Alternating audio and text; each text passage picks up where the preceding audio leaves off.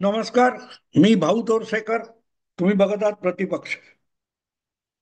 मित्रांनो, नेपाळ नेपाळ नेपाळ 2 दिवसात नेपाळमध्ये जो आगडोंब उसळला, त्यातून तिथे सत्ता पालट झालेला आहे आणि पुढे काय होणार याची दिशा अजून ठरलेली नाही. सगळं अस्थिर आहे. पण रस्त्यावर बेरोजगार, भुकेलेले लोक, गरीब लोक उतरले तर काय होऊ शकतं याचा सगळ्यात मोठा जो पुरावा आहे किंवा उदाहरण आहे ते नेपाळने दिलेलं आहे. आणि भारतात तसं व्हावं ही राहुल गांधी यांची खूप इच्छा आहे. पण त्यासाठी भारतामध्ये तितकी गरिबी, तितकी भूकमरी, तितकं अस्थिर जीवन, तितकी अस्थिर आणि मनमानी करणारी कायदा व्यवस्था भारतात नाहीये.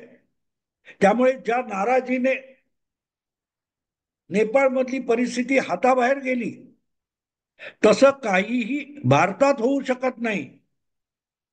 याचं कारण भारताचा आकार मोठा आहे, हा एक भाग आहे. भारत वेगवेगळ्या अशा 50 किंवा 40 नेपाळ एकत्र करावेत इतक्या प्रदेशांमध्ये विखुरलेला आहे. आणि त्यामुळे नेपाळ सारखी परिस्थिती इथे होऊ शकत नसली तरी पाकिस्तानमध्ये तशी परिस्थिती आहे. आणि म्हणून कुठल्याही क्षणी आपण पाकिस्तानमध्ये नेपाळ सारख्या घटना घडायला लागल्या तर आश्चर्य मानायचं कारण नाहीये. आणि हे मी तुम्हाला सांगतो, याची जितकी स्थानिक कारणं आहेत तितकी आंतरराष्ट्रीय कारणं सुद्धा आहेत. इराण आणि इतर आशियाई देशांच्या घटनाक्रमामुळे अमेरिका कमालीचा अस्वस्थ आहे. आणि म्हणूनच पाकिस्तानचं स्थान आपल्यासाठी आता सुरक्षित राहिलेलं नाही याचं हे लक्षात आल्यावर पाकिस्तान सोडून त्याच्याही पलीकडे अफगाणिस्तानमध्ये आपला लष्करी तळ स्थापन करण्याचा विचार अमेरिकेला करणं भाग पडलं होतं.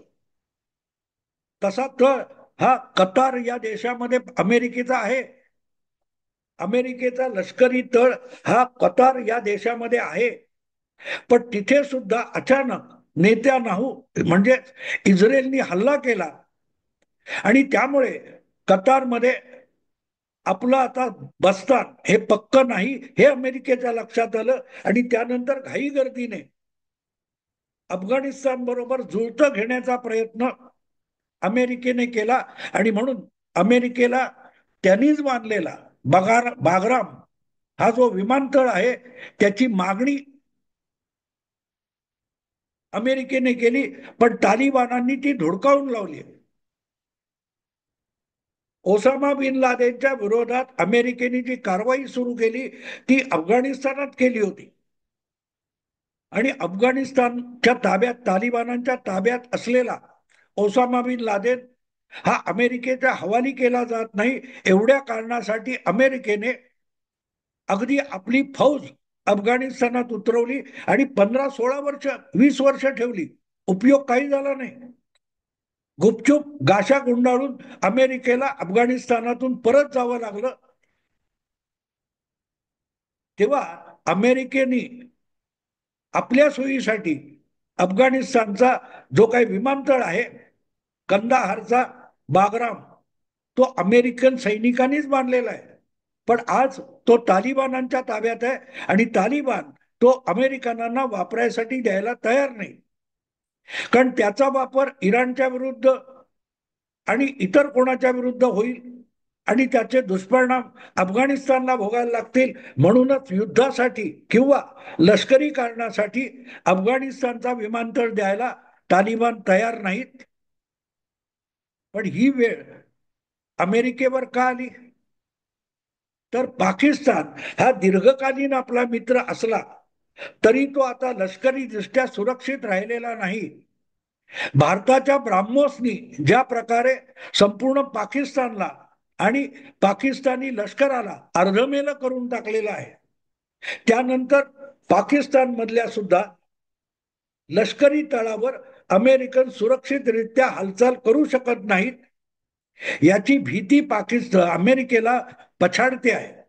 आणि त्यातून मग जी काही परिस्थिती उद्भवली त्याचा फायदा तहरीके तालिबान म्हणजे पाकिस्तानी तालिबान आहे त्यांनी उठवलाय.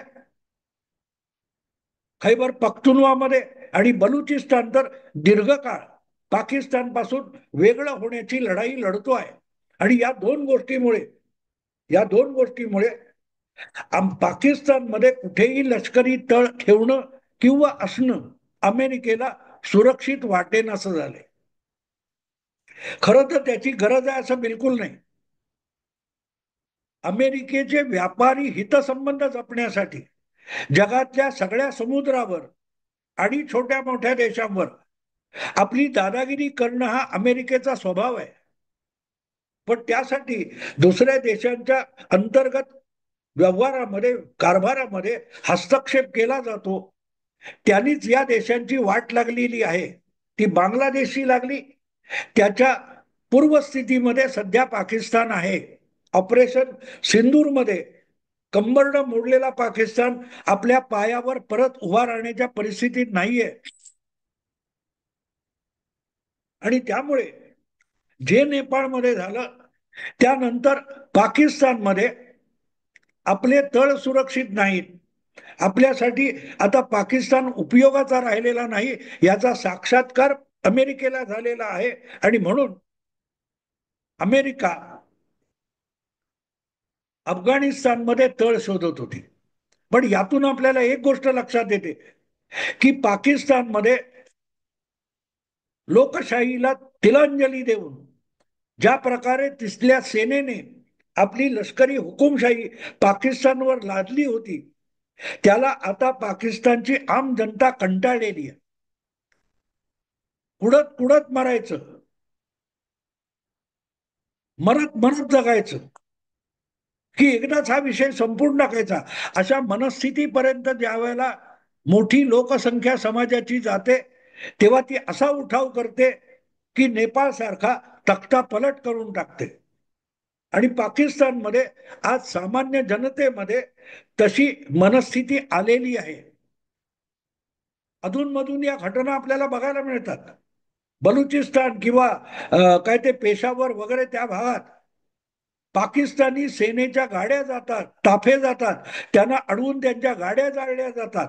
सैनिकांना त्यांची हत्यारं काढून घेऊन गोळ्या घालून मारले जातात. काही लोकांना अंगावरचा गणवेश करून नागडे करून पाठवले जातात. आणि ही परिस्थिती बलुचिस्तानमध्ये किंवा खैबर पख्तुनवामध्ये यायला 10 वर्ष लागली. कारण ते बिचारे दारिद्र्यात 50 वर्षात खिप्पत पडलेले लोक आहेत. पाकिस्तानचा सुखवस्तू भाग हा पंजाब आणि सिंधमध्ये आहे. कराची, लाहोर वगैरे वगैरे या भागामध्ये आता जी भयंकर परिस्थिती उद्भवलेली आहे, सिंधू नदीचं पाणी अडवलं जाणं आणि भारताने ऑपरेशन सिंदूरच्या नावाखाली जे काय पाकिस्तानी व्यवस्था अर्धमेली करून टाकलेली आहे त्यानंतर सरकार चालवणं अशक्य झालंय, लोकांना काबूत ठेवणं अशक्य झालंय. आणि त्यामुळे एक प्रकारे पाकिस्तान हा आज ज्वालामुखीच्या तोंडावर बसलेला आहे. पाकिस्तान याचा अर्थ पाकिस्तानच्या शासन व्यवस्था, तिथली नागरी व्यवस्था असो किंवा लष्करी व्यवस्था असो, ही अक्षरशः ज्वालामुखीच्या तोंडावर बसलेली आहे. तिथे निवडून आलेला पंतप्रधान इम्रान खान याला गेली काही वर्ष, मला वाटते 2-3 वर्ष लष्कराने तुरुंगात टाकलेलं आहे. त्याला कोर्टात सुद्धा आणत नाही. कोर्टाने जामीन दिला तर दुसरं काहीतरी कारण काढून त्याला परत आत ठेवला जातोय. पण त्याच्या पक्षातर्फे जी काय आंदोलनं होतात ती आंदोलनं चिरडून टाकली जातात. आणि पर्यायाने एक गोष्ट अशी झालेली आहे की हे सगळं जर 2 वेळचं अन्न पोटात सुखासुखी गेलं असतं तर लोकांनी खपवून घेतलं असतं. लोकांना लोकशाही हुकुमशाही याच्याशी कर्तव्य नसतं. 2 वेळचं पोटाची आग भागली आणि साध्या सुध्या जगण्याच्या गरजा असतात, जीवनावश्यक आवश्यकता किंवा गरजा असतात त्या भागत असतील तर लोकांना क्रांती वगैरे काही नको असते. 99%, 98% लोकांना क्रांती नको असते. 1-2% लोक समाजातले हे लोकशाही अधिकार, नागरी अधिकार, स्वातंत्र्य, आविष्कार स्वातंत्र्य यासाठी गाजावाजा करत असतात. बाकी 95 ते 98% लोकांना यातलं काही नको असतं. आम्ही कष्टाचं कमवतो, आमच्या ताटातलं चोरू नका, आमच्या तोंडातला घास हिसकावून घेऊ नका, एवढीच लोकांची अपेक्षा असते, अगदी सरकारकडून किंवा गुंडांकडून. शेवटी सरकार हा सुद्धा एक प्रकारे गुंडच असतो. कायदा म्हणजे काय असतो? कायद्यावर सामान्य माणसाला अपील नसतं. हा कायदा आहे आणि तो मोडला तर सरकारकडे असलेली शस्त्र आणि लष्कराचं बळ, पोलिसांचं बळ वापरून तुमच्या इच्छा चिरडून टाकल्या जातात. त्याला सरकार म्हणतात. पण ते सरकार उठता बसता आपल्यावर अन्याय करत नाही, एवढीच लोकांची अपेक्षा असते. आणि ती जोपर्यंत पूर्ण होते तोपर्यंत सरकार म्हणून असलेली हुकूमत सामान्य माणूस निमूटपणे मान्य करत असतो. जेव्हा ते होत नाही, भ्रष्टाचार वाढतो म्हणजे काय? तुम्ही कष्टाने कमवलेला जो पगार असतो, वेतन असतं, पैसा असतो, त्याची देखील गुंडगिर्दी करून लूटमार केली जाते. आणि त्या लूटमारीला कायदा म्हटलं जातं. तेव्हा लोक त्या कायद्याविरुद्ध रस्त्यावर उतरतात. आणि असं पुढत पुढत जगण्यापेक्षा एकदाच काय ते मरून जाऊ असं वाटतं. तेव्हा नेपाळ सारखी परिस्थिती येते. आणि त्या परिस्थितीच्या 2 पायऱ्या अलीकडे आज पाकिस्तान आहे. साधा गव्हाचं पीठ 4-4 पट वाढलेलं आहे. भारतात सामान्य माणसाला भाज्या किंवा खाण्याचे पदार्थ ज्या किमतीत मिळतात त्याच्या 3 पट, 4 पट, 5 पट. घरातलं गॅसचं इंधन हे सुद्धा 4-5 पट किमतीला पडतं. आणि त्यामुळे कष्टाने मिळवले कितीही पैसे तरी घरातली 4 तोंड भरायची कशी, 4 पोट भरायची कशी, याने गांजलेले करोडो लोक पाकिस्तानमध्ये आहेत. आणि एक ठिणगी पडली तर त्या स्फोटक मनांचा एक आगडोम उसळू शकतो, जो तुमच्या नेपाळमध्ये झाला. नेपाळमध्ये हे काय अव्यवस्था होती, अराजक होतं, शासकीय मनमानी होती, त्याच्या विरुद्ध सोशल मीडियातून लोक आवाज उठवत होते. तो आवाज सुद्धा दाबण्याचा प्रयत्न झाला. तेव्हा गोळ्या खाऊ, लाठ्या खाऊ म्हणत तरुण रस्त्यावर उतरले. आणि मग बघता बघता घराघरातून लोक उतरले. ती जी अवस्था होती त्या अवस्थेत आज पाकिस्तान आहे. आणि त्या पायरीच्या पुढे गेलेला खैबर पख्तुनवा असेल किंवा बलुचिस्तान असेल, तिथे तर लष्कर आणि पोलीस यांना लोक पळवून लावत आहेत. पाकिस्तानच्या हद्दीतच बलुचिस्तान किंवा पख्तूनख्वा मध्ये पाकिस्तानी लष्कर जीव मुठीत धरून जातं किंवा जीव जाऊनच कपडे परत येतात. आणि म्हणून पाकिस्तान हा नेपाळ होण्याच्या 2 पायऱ्या अलीकडे असं मी म्हणतो. हा एक गोष्ट आहे की डीप स्टेट म्हणजे काय असतं? डीप स्टेट याचा अर्थ बाहेरच्या कुठल्या तरी शक्तीने एखाद्या देशातल्या अशा असंतोषाला भडका उडवायला मदत करणं. डीप स्टेट ही अमेरिकेचीच एजन्सी किंवा पापकर्म करणारी संघटना असल्यामुळे आणि अमेरिका आणि पाकिस्तान यांचं साठलोट असल्यामुळे जे नेपाळमध्ये झालं ते लगेच पाकिस्तानमध्ये होईल असं बिलकुल नाही. पण डीप स्टेट म्हणून परकीय हस्तक्षेप जो चालतो तो फक्त अमेरिकेकडून होतो असं नाही. जगातले अनेक सुखवस्तू आणि श्रीमंत देश इतर देशांमध्ये उचापती करत असतात. आणि त्यामुळे पाकिस्तानमध्ये जी अस्वस्थता आहे तिचा फायदा अमेरिकन डीप स्टेट घेणार नसेल तर दुसरा कोणीही पाकिस्तानला शत्रू मानणारा देश त्याचा फायदा उचलू शकतो. अगदी इराण उचलू शकतो. इराण आणि पाकिस्तानच्या सीमा लागलेले आहेत. इराण आणि सौदी अरेबिया यांचं हाडवैर आहे.